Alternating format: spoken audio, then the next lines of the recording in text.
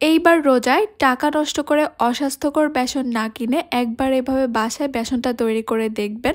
এই বেসনটা এতটাই পারফেক্ট হয়, আলুর চপ বেগুনি হবে অনেক বেশি ফুলকো আর অনেক বেশি ক্রিস্পি।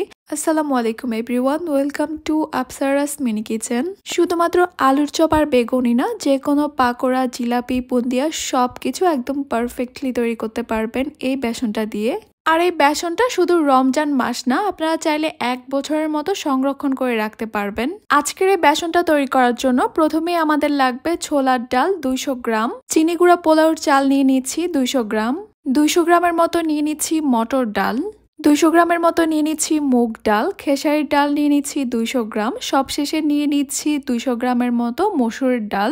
সবগুলোর পরিমাণ কিন্তু একই রকমের থাকবে, আমি এখানে 200 গ্রাম করে নিয়েছি। তবে আপনারা আপনাদের প্রয়োজন অনুযায়ী আরও বাড়িয়ে নিতে পারবেন, তবে পরিমাণ কিন্তু একই রকম রাখতে হবে। রোজার সময় কিন্তু আমাদের নানান রকমের ব্যস্ততা থাকে, তাই আমি বলবো রোজার আগেই 1 মাসের জন্য বেসনটা তৈরি করে রাখতে। আমি আজকে আপনাদেরকে বেসন তৈরি করার 2টা ওয়ে বলে দিব। প্রথম ওয়েটা হচ্ছে চাল আর ডালগুলোকে খুব ভালো মতো ধুয়ে পরিষ্কার করে নিতে হবে পানি দিয়ে। আমি যতগুলো চাল ডাল নিয়েছি এখান থেকে অর্ধেকটা পরিমাণ চাল ডাল আমি একটা বাটিতে নিয়ে নিচ্ছি। এরপর এখানে আমি দিয়ে দিব পানি। এবার চাল আর ডালগুলোকে আমি 2-3 বারের মতো পানি পরিবর্তন করে খুব ভালোভাবে ধুয়ে পরিষ্কার করে নিব। ভালোভাবে ধুয়ে পরিষ্কার করে নেওয়ার পর এবার এই চাল আর ডালগুলোকে আমি একটা স্ট্রেনারে রেখে দিয়েছি পানিটা ঝরে যাওয়ার জন্য। প্রায় 30 মিনিটের মতো এভাবে স্ট্রেনারে রেখে দিলে এক্সট্রা পানিটা ঝরে যাবে। এরপর এই চাল আর ডালগুলোকে আমি একটা কাপড়ের উপরে পাতলা করে ছড়িয়ে দিব। ছাদে, বারান্দায় বা ঘরের যে কোনো জায়গায় রোদ আসলে সেই রোদের মধ্যে এগুলোকে এইভাবে পাতলা করে ছড়িয়ে রেখে দিতে হবে।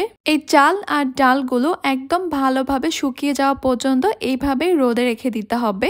আর এই কাজটা একটু সকাল সকাল করার চেষ্টা করবেন, সারাদিনের রোদে যেন চাল আর ডালগুলো খুব ভালোভাবে শুকিয়ে যায়। আমার এই চাল ডালগুলো কিন্তু এখন খুব ভালোভাবে শুকিয়ে গিয়েছে। এই যে দেখেন, শুকানোর পর কিন্তু ঠিক এরকম হয়েছে।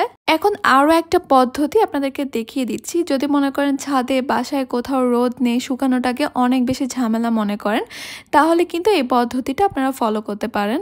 যে বাকি অর্ধেকটা চাল ডালের মিশ্রণ রয়েছে, সেই চাল ডালের মিশ্রণটাকে আমি একটা সুতির কাপড় বা টাওয়ালের উপর নিয়ে নিচ্ছি। এবারে চাল ডালের মিশ্রণগুলোকে একটু ঘষে ঘষে কাপড় বা সুতির টাওয়াল দিয়ে এইভাবে ক্লিন করে নিতে হবে।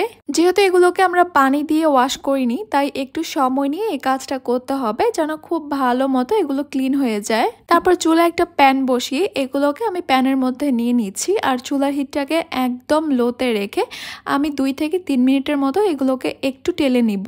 অনবরত নাড়তে থাকতে হবে যেন কোনো কালার না চলে আসে, শুধুমাত্র চাল ডালের মধ্যে যেন কোনো ময়েশ্চার না থাকে, এই জন্যই টেলে নেওয়া। যেহেতু রোদে শুকানো হয়নি, তাই এইভাবে হালকা আছে একটু টেলে নিলে 1 বছরের মতো বেসনগুলো ভালো থাকবে।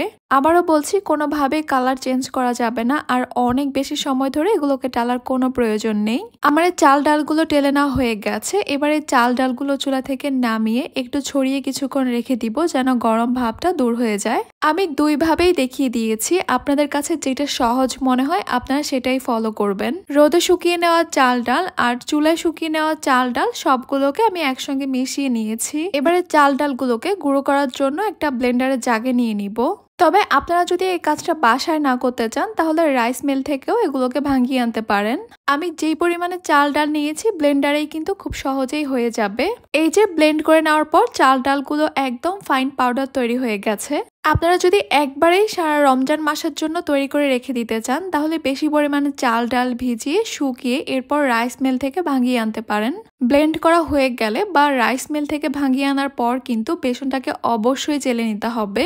ঘরে তৈরি করা এই বেসনটা দিয়ে যখন আপনারা আলুর চপ, বেগুনি বা অন্য কোনো কিছু তৈরি করে খাবেন, বাজারে কিনা বেসন আর ঘরে তৈরি করার বেসনের পার্থক্যটা তখনই আপনারা বুঝতে পারবেন। হোমমেড বেসন বা নিজের হাতে তৈরি করা বেসন চোখ বন্ধ করে বিশ্বাস করা যায় 100% স্বাস্থ্যকর। এই বেসন দিয়ে যে কোনো কিছু তৈরি করে খাবেন, অনেক বেশি ফুলকো, অনেক বেশি ক্রিস্পি আর সেই সঙ্গে অনেক বেশি সুস্বাদুও হবে। আর আমার মনে হয় আপনারা একবার এইভাবে বাসায় তৈরি করার পর কিন্তু আর কখনোই বাজার থেকে বেসন কিনবেন না। আশা করছি আজকের ভিডিওটা আপনাদের খুবই কাজে আসবে আর আপনাদের কাছে ভালো লেগেছে। তাহলে আজকে এই পর্যন্তই। সবাই অনেক বেশি ভালো থাকবেন, সুস্থ থাকবেন, সবাই সবার জন্য দোয়া করবেন। আল্লাহ হাফেজ।